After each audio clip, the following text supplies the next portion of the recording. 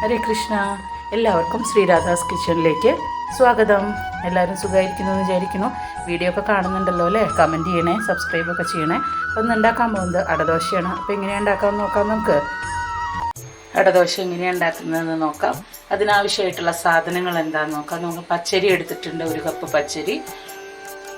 അതിലേക്ക് 1/4 കപ്പ് ഉഴുന്നും പരിപ്പാണ് എടുത്തിട്ടുള്ളത്. പിന്നെ 1/2 കപ്പ് പരിപ്പ് എടുത്തിട്ടുണ്ട്. ഇത് നമുക്ക് 1/4 കപ്പ് കടലപ്പരിപ്പും 1/4 കപ്പ് തുവരപ്പരിപ്പായിട്ട് എടുക്കാം, അല്ലെങ്കിൽ 1 കപ്പ് തന്നെ കടലപ്പരിപ്പ് അങ്ങനെയായിട്ടും എടുക്കാം, മിക്സ് ചെയ്തിട്ട് എടുക്കാം. എന്തായാലും 1/2 കപ്പ് പരിപ്പ്, അത് കടലപ്പരിപ്പും തുവരപ്പരിപ്പും ആയിട്ട് എടുക്കാം. ഇത് കായം, 1 കഷ്ണം കായം, അത് നമ്മൾ വെള്ളത്തിൽ കുതിർത്തിയിട്ടിട്ടുണ്ട്. ഈ മുഴുവൻ കായം ഉപയോഗിക്കുകയാണ് നല്ലത്, പൊടി ഉപയോഗിക്കുന്നതിനെക്കാട്ടിലും. ഇനി നമുക്ക് ഈ അരിയും പരിപ്പും ഉഴുന്നും കൂടിയുള്ളത് കുതിർത്തി വെക്കണം. അതിലേക്ക് വെള്ളം ഒഴിച്ചിട്ട് നമ്മളത് കുതിർത്താനായിട്ട് വെക്കാം. കുതിർത്തി വെക്കുമ്പോൾ നമുക്ക് വെള്ളം ഒഴിച്ചൊന്ന് കഴുകിയിട്ട് നല്ല വെള്ളം ഒഴിച്ച് കുതിർത്തി വെക്കാം, അല്ലെങ്കിൽ വെള്ളം ഒഴിച്ച് വെച്ചിട്ട് ഉപയോഗിക്കാൻ നേരത്തും കഴുകിയിട്ട് നല്ല വെള്ളം ഒഴിച്ച് ഉപയോഗിക്കാം. ഇതിലേക്ക് കുറച്ച് മുളക് വേണം, നമ്മുടെ വറ്റൽ മുളക്.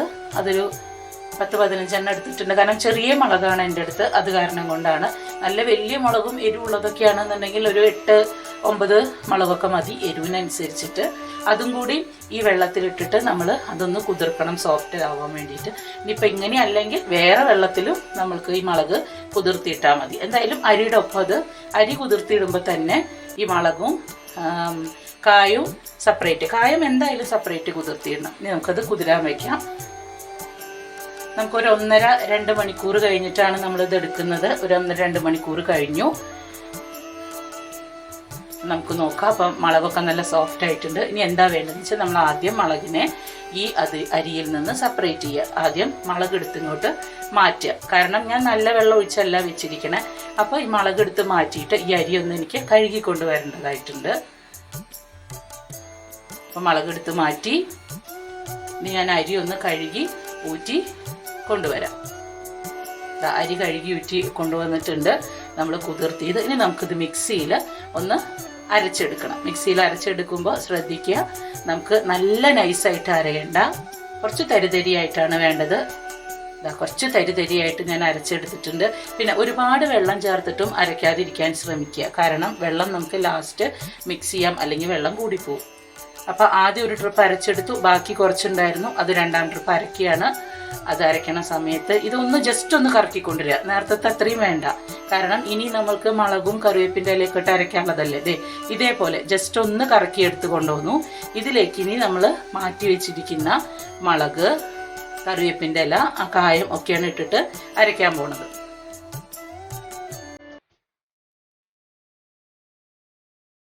നമുക്ക് ആദ്യം മുളക് ഇടാം.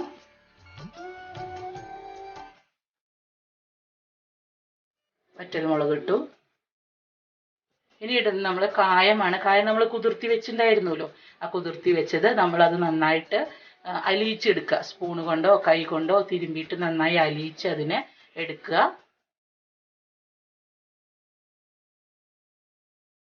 ഇതാ നന്നായി അലിയിച്ചെടുത്തിട്ടുണ്ട്.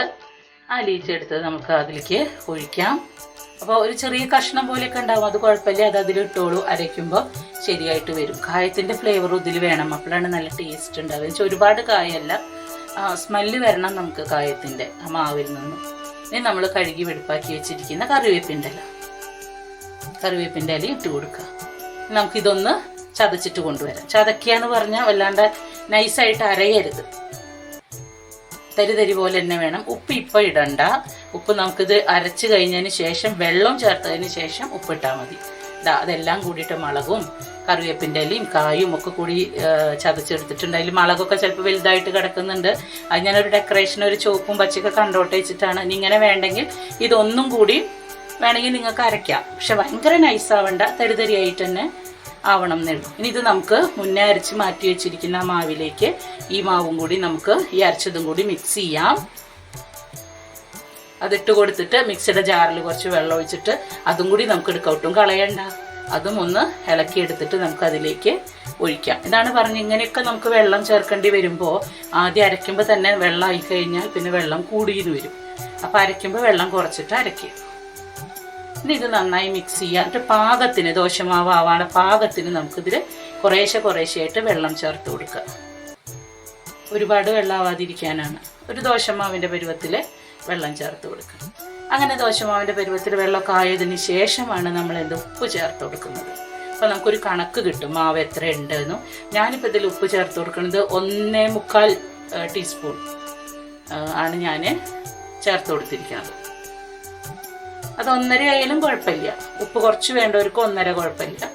ഇത്തിരി മുന്തി നിൽക്കണം എന്നുള്ളൊരു 1.25 ടീസ്പൂണ് ഉപ്പ് ചേർത്ത് കൊടുക്കുക. അപ്പം മാവ് റെഡിയായി. ഇനി നമുക്ക് തവ വെച്ചിട്ട് ഇത് ദോശയാക്കി എടുക്കാം. പിന്നെ ശ്രദ്ധിക്കേണ്ട കാര്യം, മാവ് ഉണ്ടാക്കിയിട്ട് വെക്കരുത്, പുളിക്കാൻ പാടില്ല. എപ്പോൾ ഉണ്ടാക്കിയോ അപ്പം തന്നെ നമ്മൾ ദോശയാക്കി ഉണ്ടാക്കിയെടുക്കേണ്ടതാണ്. മാവ് അരച്ച് സൂക്ഷിച്ച് വെക്കാൻ പറ്റില്ല. ഇനിയിപ്പോൾ അരച്ച് കഴിഞ്ഞ് ബാക്കിയുണ്ടെങ്കിൽ അപ്പം തന്നെ ഫ്രിഡ്ജിൽ വെക്കാം, എന്നിട്ട് പിന്നെ ഉപയോഗിക്കാം. പക്ഷെ ശരിക്കും പറഞ്ഞാൽ അരച്ചിട്ട് അപ്പം ഉണ്ടാക്കുന്ന ദോശ, അപ്പരച്ച ദോശ, അടദോശ എന്നൊക്കെ ഇതിനെ പറയുന്ന പേരാണ്. അപ്പോൾ തവയിലേക്ക് ഒഴിച്ച് പരത്തുക. ഇനിയിപ്പോൾ ഇതിലേക്ക് നെയ്യ് ഉപയോഗിക്കാം, വെളിച്ചെണ്ണ ഉപയോഗിക്കാം, നല്ലെണ്ണ ഉപയോഗിക്കാം. അത് നമ്മുടെ ഏതിനോടാണോ നമുക്ക് ഫ്ലേവർ ഇഷ്ടം. ഞാനിവിടെ ഇപ്പം നെയ്യാണ് ഇതിലേക്ക് ഉപയോഗിച്ചിരിക്കുന്നത്. നമുക്ക് ഏത് ഫ്ലേവറാണ് ഇഷ്ടച്ചാൽ ആ ഫ്ലേവർ ഉപയോഗിക്കാം. നല്ലെണ്ണ ചേർത്താലും നല്ല മണമാണ് കേട്ടോ. ആ കായത്തിൻ്റെയും നല്ലെണ്ണയുടെയും മുളകിൻ്റെ ഒക്കെ മണം വരുമ്പോൾ നല്ലൊരു ടേസ്റ്റാണ്, നല്ലൊരു മണം ഉണ്ടാവും. കൂടുതൽ നെയ്യാണ് ഉപയോഗിക്കാൻ ഇഷ്ടമെങ്കിൽ നെയ്യ് ഉപയോഗിക്കാം, അല്ല വെളിച്ചെണ്ണയും നമുക്ക് ഉപയോഗിക്കാവുന്നതാണ്. നമ്മുടെ ഫ്ലേവറിന്, നമ്മുടെ ഇഷ്ടത്തിനനുസരിച്ചാണ്. ഏത് ഫ്ലേവറാണ് നമുക്ക് ഇഷ്ടവെച്ചാൽ അതിനനുസരിച്ച് നമുക്ക് ഉപയോഗിക്കാം. ഇനിയിപ്പോൾ സൺഫ്ലവർ ഓയിൽ ഉപയോഗിക്കുന്നവരും ഉണ്ട്, പക്ഷെ അപ്പോൾ അതേ കിട്ടുള്ളൂ എന്ന് മാത്രം. പിന്നെ ഇത് മൂടി വെച്ച് വേവിക്കണം. നെയ്യൊക്കെ ഒഴിച്ചു കൊടുത്തതിന്, അല്ലെങ്കിൽ നമ്മൾ എണ്ണ എന്താ വെച്ചാൽ അത് ഒഴിച്ചു കൊടുത്തതിന് ശേഷം മൂടി ഒഴിച്ച് വേവിക്കുക. അത് കഴിഞ്ഞിട്ട് അത് തുറന്ന് നോക്കുക. ഒരു ഭാഗം മുരിഞ്ഞിട്ടുണ്ടാവും. അപ്പോൾ നമ്മൾ മെല്ലെ അതിൽ നിന്ന് നോൺ സ്റ്റിക്ക് നിന്ന്, ഇത് നോൺ സ്റ്റിക്ക് തവയാണ്, അതിൽ നിന്ന് അത് നമ്മൾ എടുക്കുക, മറച്ചിടുക. പിന്നെ ഇത് നമ്മൾ ഇരുമ്പിൻ്റെയോ ഇൻഡാലിയത്തിൻ്റെയോ ഒക്കെ ദോശക്കല്ല് ഉണ്ടാക്കിയാൽ നന്നായി മുരിഞ്ഞ് കിട്ടും. ഇപ്പോൾ സോഫ്റ്റായിട്ട് കഴിക്കാനാണ് ഇഷ്ടമുള്ളവർക്ക് വെച്ചാൽ അങ്ങനെ മുരിയിക്കേണ്ട. കുറച്ച് എണ്ണ ഒഴിച്ച് കൊടുത്തിട്ട് ഇങ്ങനെ മൂടി വെച്ച് ഇങ്ങനെ വേവിച്ചാൽ മതി. അതല്ല നല്ല ക്രിസ്പി ആയിട്ട് കഴിക്കാനാണ് ഇഷ്ടം എന്നുള്ളവർക്കാണെങ്കിൽ നമ്മൾക്ക് ഒരു കുറച്ച് എണ്ണ അധികം ഒഴിച്ച് കൊടുത്തിട്ട് നോൺ സ്റ്റിക്കിലൊക്കെ ആയാലും കുറച്ചധികം നേരം അടുപ്പത്ത് വെച്ചിട്ടുണ്ടെങ്കിൽ നല്ല മുരിഞ്ഞ് കിട്ടും. പിന്നെ ഇതിന് ദോശയ്ക്ക് ഒരു ചട്നിയുടെ ആവശ്യമില്ല. ഒരു ചായയോ കാപ്പി, നമ്മുടെ മല്ലിക്കാപ്പിയൊക്കെ ഉണ്ടല്ലോ, മല്ലിക്കാപ്പിയൊക്കെ കൂടിയിട്ട് നമുക്ക് കഴിക്കാവുന്നതാണ്. പാല് അതിൻ്റെ കൂടെയൊക്കെ കഴിക്കാവുന്നതാണ്. ഇനിയിപ്പോൾ അതല്ല ചട്നി നിർബന്ധമാണെങ്കിൽ നമുക്കൊരു വെള്ള ചട്നി അരയ്ക്കാവുന്നതാണ്, തേങ്ങയും പച്ചമുളകും ഇഞ്ചിയൊക്കെ ഇട്ടിട്ട്. അപ്പം അങ്ങനെ ദോശ നമ്മുടെ റെഡി ആയിട്ടുണ്ട്. അപ്പോൾ എല്ലാവരും ഈ ദോശ ഉണ്ടാക്കി നോക്കണം, എന്നിട്ട് കമൻറ്റ് ചെയ്യണം, ലൈക്ക് ചെയ്യണം കേട്ടോ. അപ്പോൾ എന്തായാലും എല്ലാവർക്കും താങ്ക് യു.